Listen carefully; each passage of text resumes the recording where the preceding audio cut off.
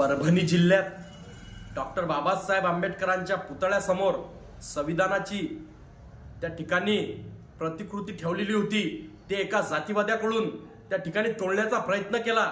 त्याच्या विरोधात संपूर्ण परभणी जिल्हा बंदचा पुकार भीमसैनिकांनी केला होता। हा मोर्चा अतिशय शांत पद्धतीने चालू असताना एकोएकी पोलीसवाल्यांनी या मोर्चावर लाठी हल्ला करून अनेक भीमसैनिकांना या ठिकाणी जखमी केले।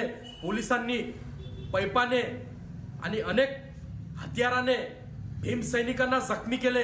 कालपासून या ठिकाणी कोम्बिंग ऑपरेशन चालू केलं।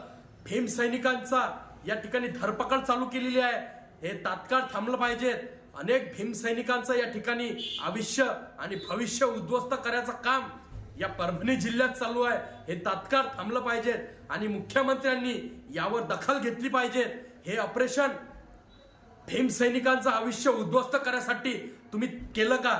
ज्या व्यक्तीनं संविधानाची विटंबना केली त्या व्यक्तीला तुम्ही पाठीशी घालण्याचं काम केलं का? तात्काळ हा सगळा प्रकार थांबला पाहिजे आणि भीमसैनिकांना या ठिकाणी धरपकड हे थांबवली पाहिजे। अनेक भीमसैनिक या ठिकाणी आताही धरपकड चालू आहे। महिलांची सुद्धा या ठिकाणी अनेक बौद्ध वस्तीत जाऊन त्या ठिकाणी धरपकड चालू आहे। आम्ही मागणी करतो की तात्काळ हे थांबलं पाहिजे आणि सर्व वकील बांधवांनी या भीमसैनिकाच्या पाठीशी खंबीरपणे उभं राहिलं पाहिजे। महाराष्ट्रातील प्रत्येक जिल्ह्यात याचं पिटिशन दाखल केलं पाहिजे आणि परभणीत झालेल्या घटनेचा निषेध वकील बांधवांच्या वतीनं केला पाहिजे। वकील बांधवांनी या आंबेडकर चळवळीचं काम करणाऱ्या सैनिकाच्या पाठीशी खंबीरपणे राहिलं पाहिजे। अन्यथा आंबेडकरी चळवळीत काम करणारा सैनिक हा पुन्हा चळवळीशी दूर जाणार आहे। याची दखल घ्यावी।